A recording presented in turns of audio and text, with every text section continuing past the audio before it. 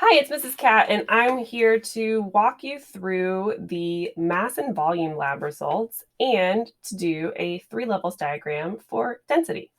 So, in this lab, you either were given or collected volume and mass data for 5 objects of 2 different metals. Maybe you collected your volume data using volume displacement. Maybe you collected your volume data by measuring dimensions and then calculating volume.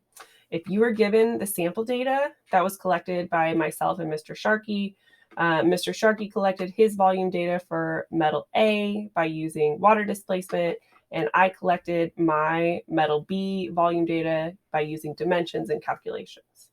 So what I have here on my screen is my set of this data, and you can see that I have my volumes calculated here.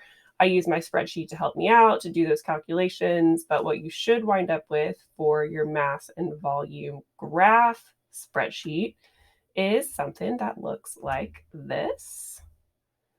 Okay, let me make this a little bit bigger for you. Okay, where you've got the mass volume spread across, oh, a little too big, spread across column B and column C, and all of your data is in column A. This is going to let us put 2 trend lines on a scatter plot that are on the same graph. Okay, now here's what you should have had for your graph with that set of data. Okay, now I've moved mine to a new sheet, so it's a little bit bigger, but what you should see are a trend line for metal A and metal B that both have a positive slope. You'll notice that your slope for metal A is 4.98, and the slope for metal B is 2.98. Okay, now, just like in the comparing volume lab, this shows us a relationship. Okay, so let's take a look at this relationship real quick. Let me make this a little bigger for you. So the slope, yikes, of the line is going to give us the relationship between our y and x variables. Okay, so in this graph, we did mass in grams versus volume in milliliters. Okay, so I'm going to do my best to kind of sketch what I had on the, actually, you know what, I can just pull it back up, can't I? So there's my graph. We have a, while I'm looking at this, I'm also going to sketch this. We have a 4.98 slope for A, a 2.98 slope for B, and so let's take a look at this back on the other screen.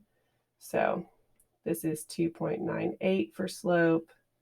This is 4.98. Okay.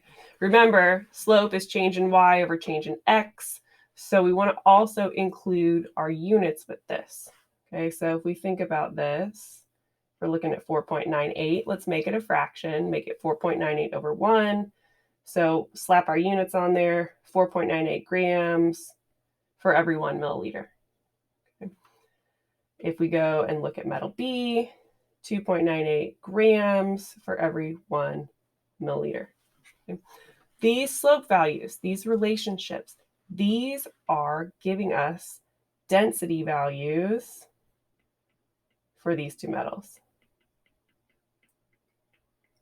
Okay, so I did have quite a few questions about the reflection questions. How do I find the density? What do I do with this? Do I divide all the data points by the mass divided by the volume and that gives me the densities? No, it's just the relationship, just your slope. Okay, now you were also asked to take the set of data that you got after you graphed it, okay, and compare your densities to a chart of known densities for samples of metals to see if you could identify the metals.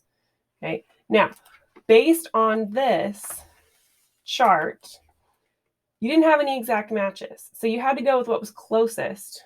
Okay, and that's okay. That's because your data is not going to be perfect. We're going to talk about that just a second. So based on what your identities were from the table, I would have assumed that you identified metal A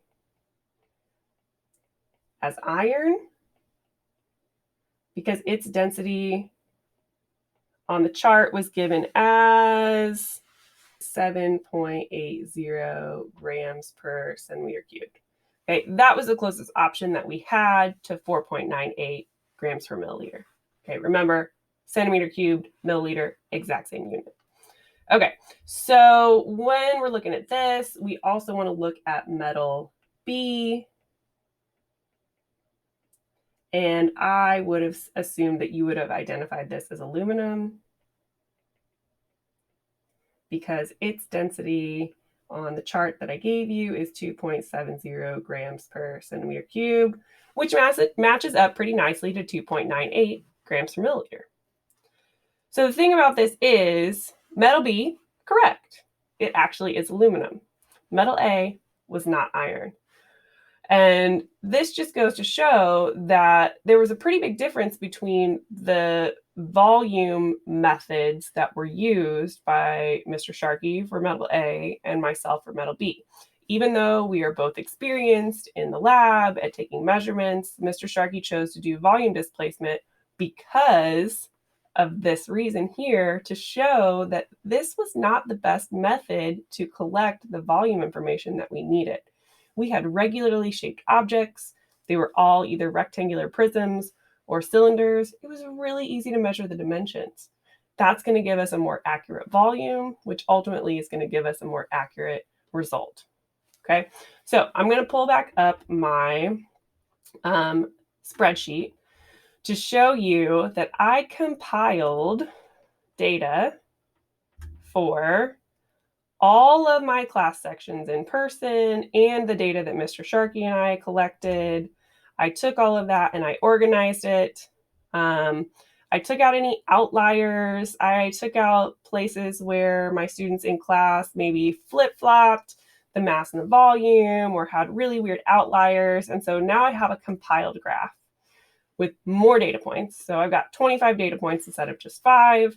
And what you can see here is that the slope of metal A's trend line has now changed from the 4.98 that it was to begin with to 6.74. Okay, I'm going to write this down. And again, this is going to give us grams per 1 milliliter. And then for metal B, really close. Okay, 2.98 the first time around, and we've got 2.97 grams per 1 milliliter this time around. Okay, more data is going to give us a better snapshot of what we've got.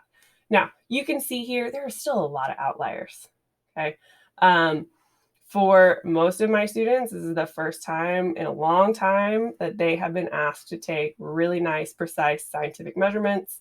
And so we've got a lot of weird things going on. Okay, but we can still talk about what's happening with all this. So let me get rid of this. Let's take a look at these new densities that we got from the graph, and we can kind of reevaluate. So if I look at these two, I'm still not really going to get the true identity of the of metal A. Okay, so we know that metal B is correct with aluminum. We don't have any change there, but we can really kind of look at it again. If I pull up my data table here, let me make this a little smaller so we can see these side by side. You can take a look that still we don't really have anything that's great that's going to give us a better idea of what's happening with our density.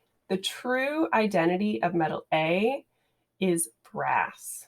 Okay, metal A is actually brass. Okay? And that's density. Its density, as you can see from the table, is 8.40 grams per centimeter cube. Okay, we don't have this identity of this as what we can collect from our data. Okay, again, this is just another example to show you that more data, more trials, more precise measurements are going to give you better results overall.